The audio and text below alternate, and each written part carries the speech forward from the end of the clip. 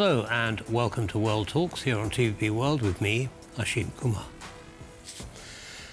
Pressure is mounting on Hungary and Slovakia to cut off Russian crude and natural gas supplies after US President Donald Trump urged Viktor Orban in a UN sidelines calls to end reliance on Moscow's energy. Yet both Budapest and Bratislava continue to resist, despite analysts saying alternatives are readily available. With interconnectors to Poland, access to the Adria pipeline and EU pressure building, the issue seems more political than technical. Joining us to discuss this is Daniel Czyżewski, analyst at Polska's Natury Foundation. Daniel, welcome to TVP World. Thank you very much for taking the time. Hello, hi. Thank you for having me. It's a pleasure, sir.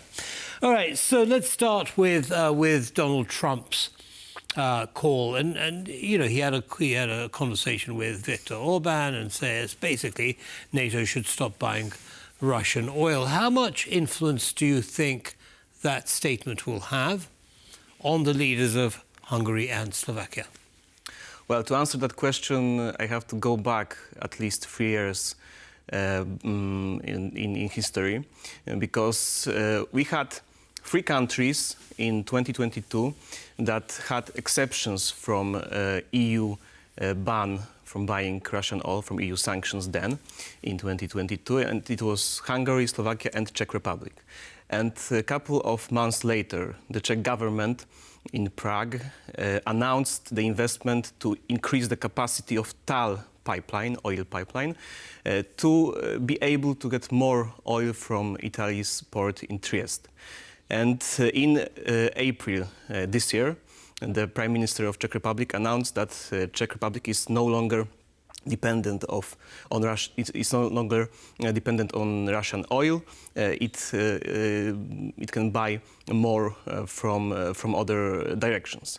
Czech Republic 3 years ago was in the same situation like Hungary and Slovakia. If there was any political will in Budapest and Bratislava then, and investment came after that, both countries would be independent as well from Russian oil. But there was no political will. The ties between Russia and those countries really tightened from then than loosened in any way. So I think it's a matter of political will.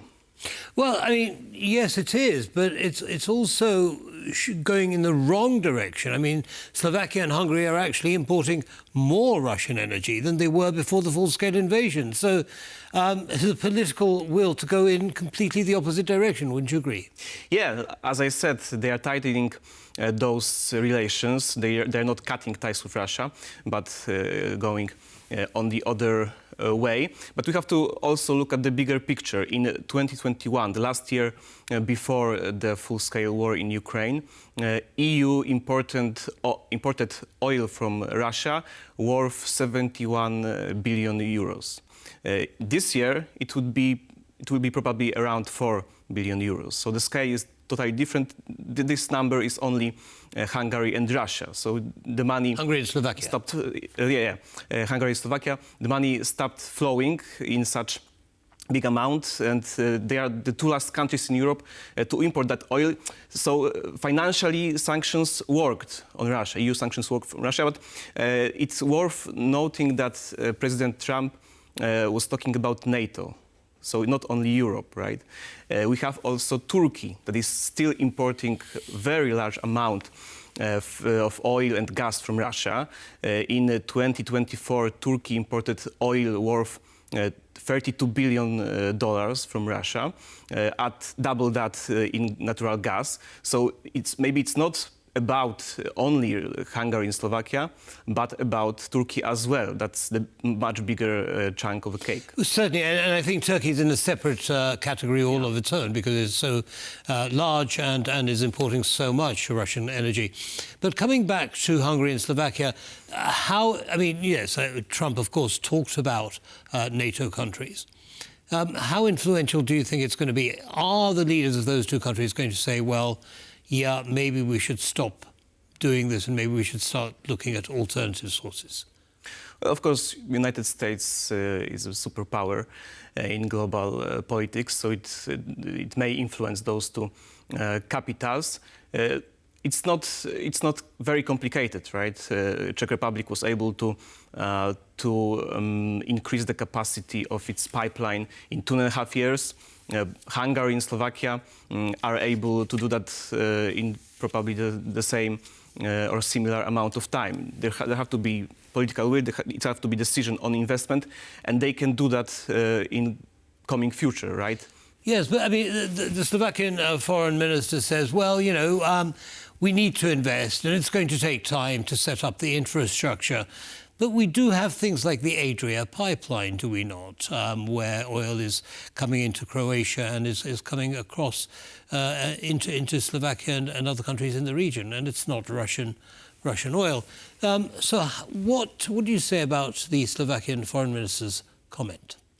Well, double the capacity on Adria pipeline and you'll be free of Russian oil. So that's from the stance of prime minister or the government of country like Hungary or Slovakia. It's not that complicated to invest in such structure like pipeline. It's not very complicated. You have to put a pipe, big pipe, to connect to some nearest port in Europe and just import the oil from other countries. And there are many countries in our region, in Middle East, that have oil and can sell it to those to European countries. Okay, so it is possible. The infrastructure does exist. What the foreign minister was saying doesn't really hold water. Let's come to sanctions now. Sanctions on Russian energy. To, of course, impose sanctions, we need unanimity in the European Union. But the EU is talking about raising tariffs on Russian energy coming into the European Union, which doesn't need unanimity. Do you think those increased prices are going to make a difference to Hungary and Slovakia's calculations when buying Russian energy? Well, that was the whole problem with Russian energy resources from the start.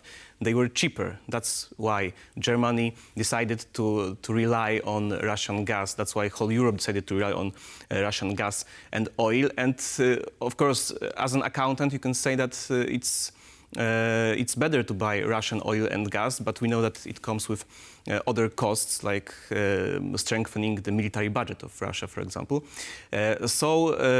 Of course, those tariffs could work.